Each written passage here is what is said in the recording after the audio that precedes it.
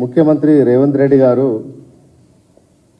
గతంలో ఎన్నికల ముందు ఈ రాష్ట్ర ప్రజలకు ఇచ్చిన హామీలను మరిపించాలనే అనేక ప్రయత్నాలు చేస్తూ ఉన్నాడు. ఎక్కడ ప్రజలు హామీలు ఎక్కడ అడుగుతారో, ఎక్కడ రోడ్ల మీదకి వచ్చి ధర్నాలు ఇస్తారో, ఎక్కడ కాంగ్రెస్ పార్టీ కార్యకర్తను అడ్డుకుంటారనే భయం ఇవాళ రోజు రోజుకు రేవంత్ రెడ్డికి ఎక్కువైపోయి ఇవాళ గతంలో మా ప్రభుత్వం కేసీఆర్ గారు ముఖ్యమంత్రిగా ఉన్న సందర్భంలో తీసుకున్న నిర్ణయాల మీదనే ఎంతసేపు అవన్నీ తన ఖాతాలో వేసుకునే ఒక ప్రయత్నాన్ని రేవంత్ రెడ్డి గారు మొదలుపెట్టారు. మొన్నటి వరకు ఉద్యోగాల విషయంలో ఈ స్టాఫ్ నర్సు ఉద్యోగాలైనా, కానిస్టేబుల్ ఉద్యోగాలైనా, పీజీటీ ఉద్యోగాలైనా, గురుకులాల ఉద్యోగాలైనా ఇవన్నీ కూడా కేసీఆర్ గారి ప్రభుత్వం పరీక్షలు నిర్వహించి ఫలితాలు ఇచ్చి నియామక పత్రాలు పెండింగ్లో పెడితే వాటన్నిటికీ ఒక పెద్ద మీటింగ్ పెట్టుకొని తనే ఉద్యోగాలు ఇస్తున్నట్టుగా బిల్డప్ ఇచ్చే ముఖ్యమంత్రి ఇవాళ ఈ రాష్ట్రానికి దొరకడం నిజంగా దురదృష్టకరం అని చెప్పి ఇవాళ భావిస్తూ ఉన్నాం. ఇక ఉద్యోగాల విషయంలో అదే కథ. ఇవాళ కొత్త కూడా కేసీఆర్ గారు ప్రభుత్వం ఈ హైదరాబాద్ సిటీలో రోజు రోజుకు ట్రాఫిక్ పెరుగుతూ ఉంది, జనాభా పెరుగుతున్నది. కాబట్టి దీనికి అనుకూలంగా రోడ్లను డెవలప్మెంట్ చేయాలనే ఉద్దేశంతో స్ట్రాటజిక్ రోడ్ డెవలప్మెంట్ అనే ఒక ప్రాజెక్టును ఏర్పాటు చేసి హైదరాబాద్ నగరంలో చుట్టుపక్కల ఎక్కడ ట్రాఫిక్ జామ్ కాకుండా ఇవాళ అండర్ పాస్లు కానీ, ఫ్లైఓవర్లు కానీ ఇలాంటి ప్రాజెక్టు కేసీఆర్ గారు ముఖ్యమంత్రి అయిన తర్వాత, కేటీఆర్ గారు మున్సిపల్ అడ్మినిస్ట్రేషన్ శాఖ మంత్రిగా అయిపోయిన తర్వాత ఇవాళ చాలా అభివృద్ధి కార్యక్రమాలు రోడ్ డెవలప్మెంట్ విషయంలో ఇవాళ హైదరాబాద్లో చాలా జరుగుతూ ఉన్నాయి. అందులో భాగంగానే ఇక్కడ జూబ్లీ బస్టాండ్ నుంచి, ప్యారడైజ్ నుంచి షామీర్పేట ఔటర్ రింగ్ రోడ్ వరకు కూడా ఒక 6 లైన్ రోడ్తోని ఎలివేటెడ్ కారిడార్ను ఒక స్కైవే నిర్మాణం చేయాలనే ఉద్దేశంతో ఆ రోజు కేటీఆర్ గారు, అరుణ్ జైట్లీ గారు రక్షణ శాఖ మంత్రి ఉన్న కాంచెల్లి అరుణ్ జైట్లీ గారు కానీ, అదేవిధంగా నిర్మలా సీతారామన్ గారు, తర్వాత ఇప్పుడు రాజ్నాథ్ సింగ్ గారు వీళ్ళందరినీ కలిసి ప్రపోజల్ ఇవ్వడం జరిగింది.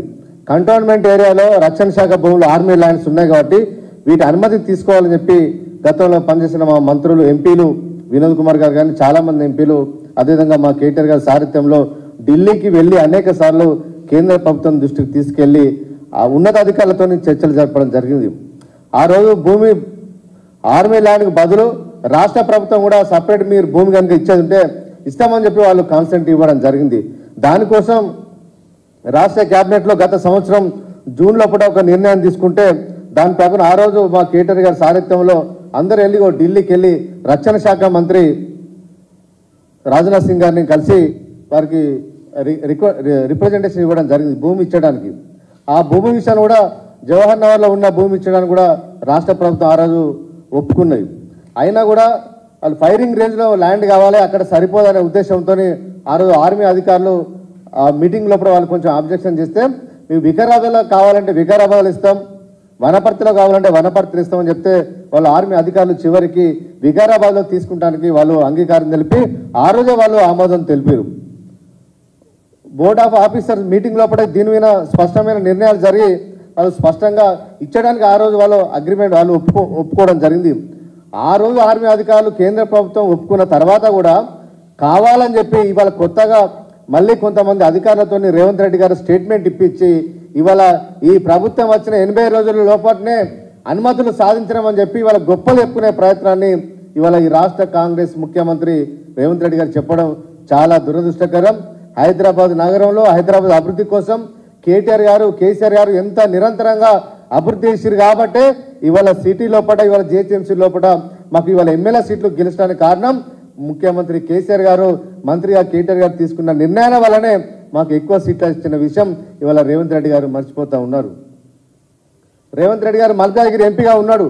ఏ రోజు కూడా ఈ కారిడార్ సంబంధించిన భూముల విషయంలో ట్రాఫిక్ జామ్ అవుతుంది, మా మల్కాజ్గిరి పార్లమెంటు పరిధిలో ఈ ఆర్మీ కంటోన్మెంట్ ఉన్నది, ఈ రోడ్లకు ఈ భూమి ఇవ్వాలని చెప్పి ఏ రోజు కూడా కేంద్ర ప్రభుత్వానికి ఒక్క దరఖాస్తు ఇచ్చిన పాపాన్ని కూడా ఈ ముఖ్యమంత్రి రేవంత్ రెడ్డి గారు ఎంపీగా పనిచేసిన 5 సంవత్సరాల కాలంలో కూడా ఏ రోజు కూడా కేంద్ర ప్రభుత్వం దృష్టికి తీసుకెళ్లిన నాయకుడు ఇవాళ మేము సాధించిన ప్రగతిని, మేము సాధించిన విజయాన్ని తన విజయంగా చెప్పుకొని ఇవాళ ఏదో గర్వపడతా ఉన్నారు.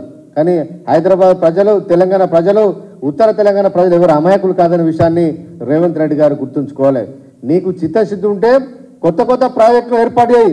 గత ప్రభుత్వంలో మేము తీసుకున్న నిర్ణయాలను అనుమతులు వచ్చిన వాటిని ఉద్యోగాలు ఇచ్చిన వాటిని ఇవి మేమే చేస్తున్నాం వచ్చిన 80 రోజుల పనే ఇది మా ప్రగతిని చెప్పుకుంటే ఇవాళ చాలా మంది మేధావులందరూ నవ్వుకుంటూ ఉన్నారు.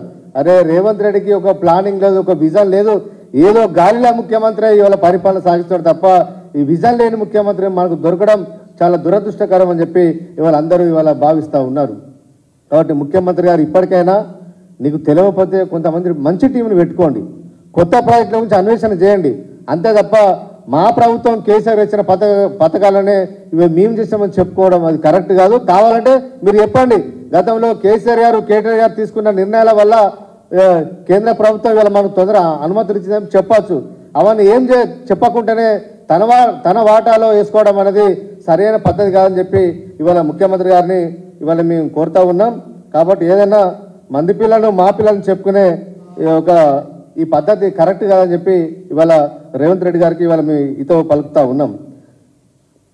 ఇవాళ వికారాబాద్లో ఫైరింగ్ రేంజ్లో మాకు ల్యాండ్ కావాలంటే రాష్ట్ర ప్రభుత్వం ఇచ్చడానికి ఇన్ ప్రిన్సిపల్గా ఒప్పుకోవడం జరిగింది. కేంద్ర ప్రభుత్వం కూడా డిఫెన్స్ వాళ్ళని ఒప్పుకున్నారు వికారాబాద్లో మాకు కరెక్ట్ ఉందని చెప్పి.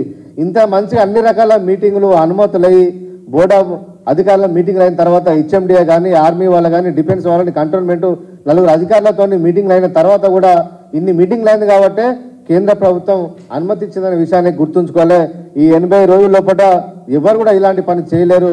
ఇవాళ చేసామని చెప్పుకోవడం సిగ్గుచేటని చెప్పి ఇవాళ తెలియజేస్తా ఉన్నా. ఇక దానికి సంబంధించిన ఒక వీడియో కూడా గతంలో మీడియాలో కూడా వచ్చింది.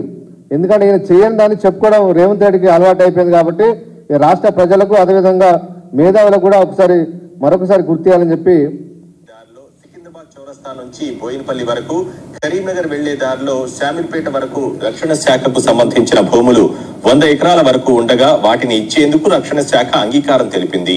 జవహర్ నగర్ లోని రక్షణ శాఖ ఆధీనంలో ఉన్న రాష్ట్ర ప్రభుత్వానికి చెందిన 593 ఎకరాల భూమి సహా 93 కోట్ల రూపాయలు ఆ శాఖకు ఇచ్చేందుకు 2 రోజుల క్రితం రక్షణ శాఖ అధికారులతో జరిగిన భేటీలో రాష్ట్ర ప్రభుత్వం ఒప్పుకుంది.